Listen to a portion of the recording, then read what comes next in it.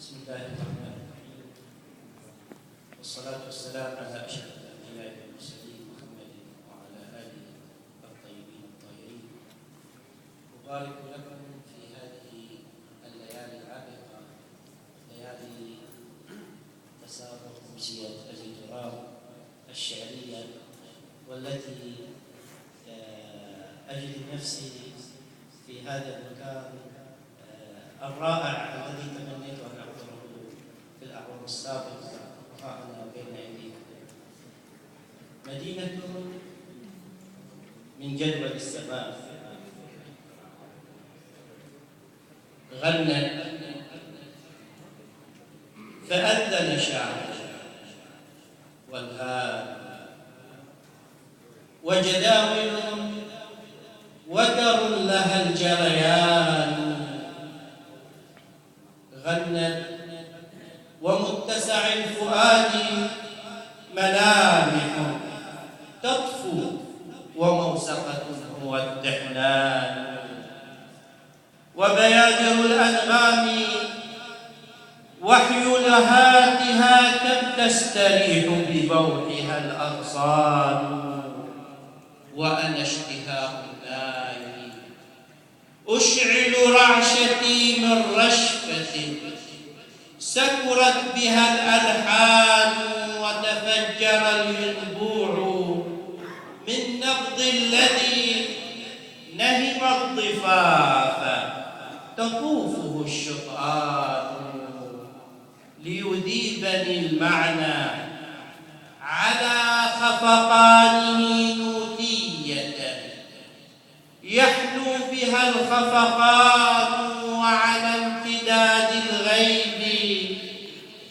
وعلى امتداد مسائل الغيب انتشت حورية، حيث الغناء رهان ماست بعينيها الحياة، وأثملت بالحلم يطلق بوحها الهيمان، فتقاطرت تستاق من تحنانها مقل النجوم وثغرها الفتان،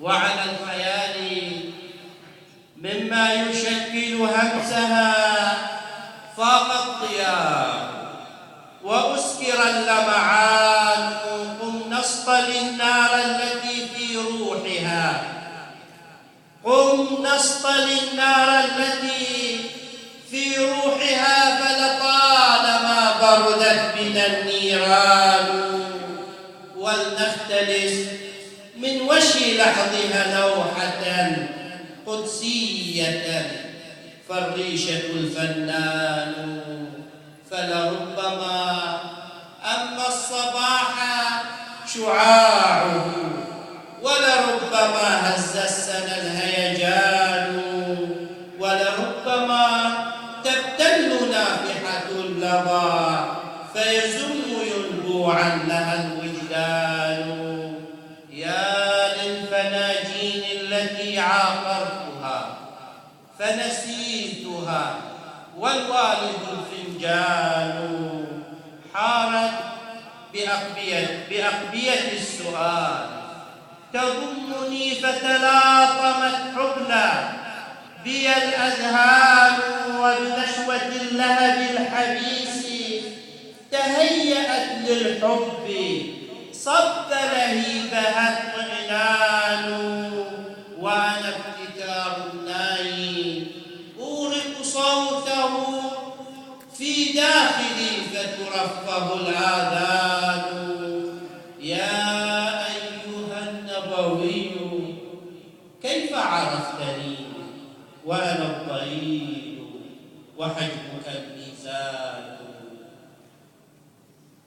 يا أيها النبوي كيف عرفتني وأنا الضئيل وحجمك الميزان، وعليك من منح السماء قداسة كونية في تاجها الغليان، لأراك يهزمني السؤال على فمي ويخونني في كنهك العرفان، حتى إذا ظمئ النهار بحيرتي كشفتك معنى ها هنا الأشجار. يا أيها النبأ العظيم يكفيك من زمن السماء يصوغك القرآن، فتعطرت قمم أقل أريجها من وحيها يتورد القرآن.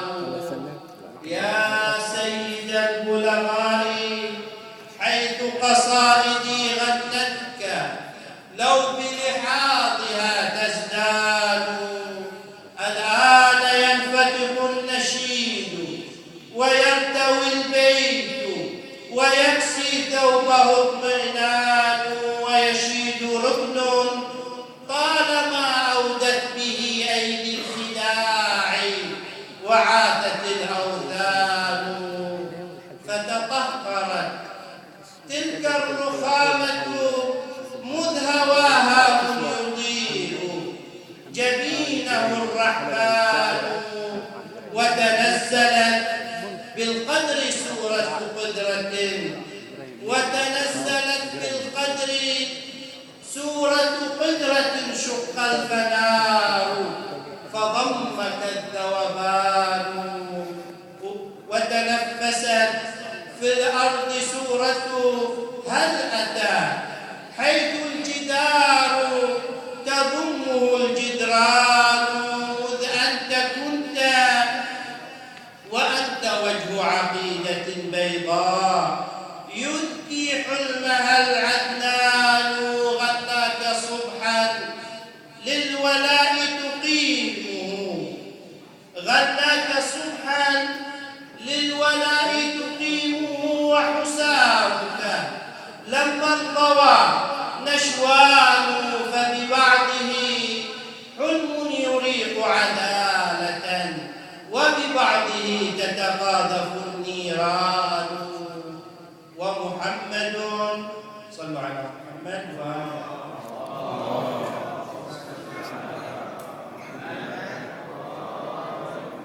ومحمد لبس الحقيقة كلها، وعصاك سيف هداية وجنان، حتى إذا التحم البقاء تدافعت مهجردا وحسامك الطوفان، فشمخت نابضة الفؤاد يقلها صوت العدالة، هادر رنان إن أمير المؤمنين، فما اشتكى دم لديك يميله الميلان، إلا استقام على اعوجاج صراطه ومشى إليك يجره الإذعان.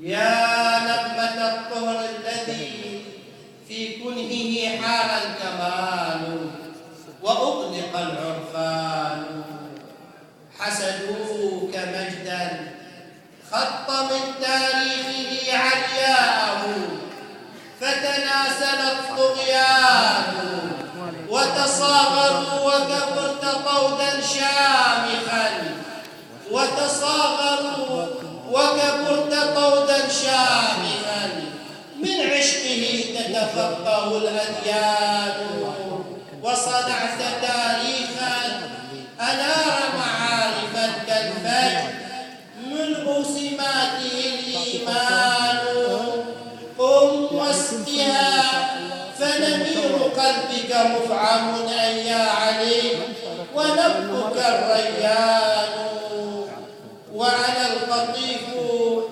حضارة علوية، وأنا القطيف حضارة علوية، وسنابل تشدو بها الأوطان، ما شد عن سبل المودة قلبها، كلا وما أخفى بها الربان،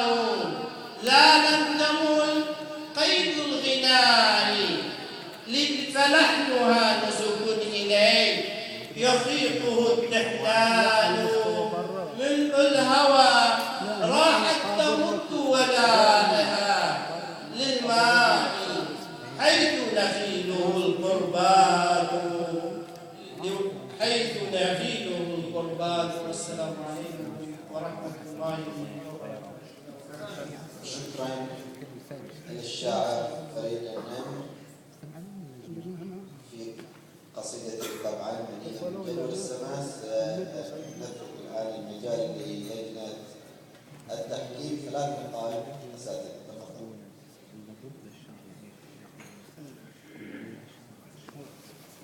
بسم الله الرحمن الرحيم.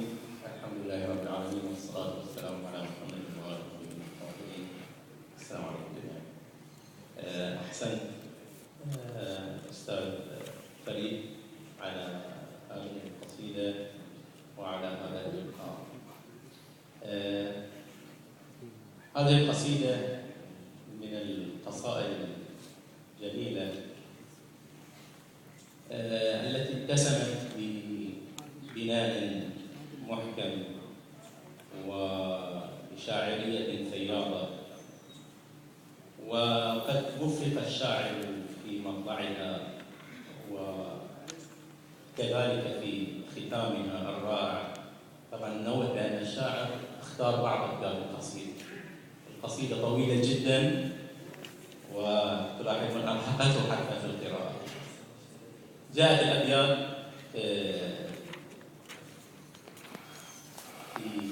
بنائية جميلة، طالب الشاعر فيها بالحب المتأصل فيه وفي مدينته القطيف التي كما لاحظنا في الأخير توحد معه وأنا القطيف، وتوحد هو والقطيف مع المحبوب أمير المؤمنين عليه السلام في لحظة صوفية جميلة.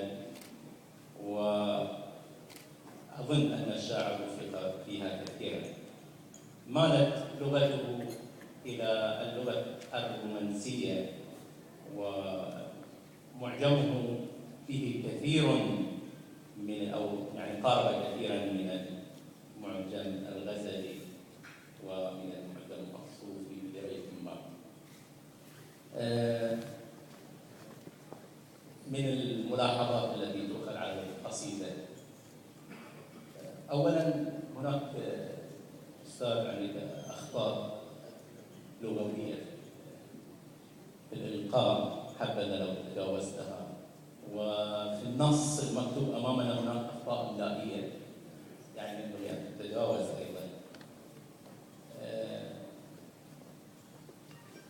أظن بأن امتداد القصيدة إلى 89 بيتا أضعف النفس الشعري في القصيدة. بدأت القصيدة قوية ثم أخذت تضعف، وفي النهاية كادت أيضا أن تتفكك، ولولا أنك شاعر متمرس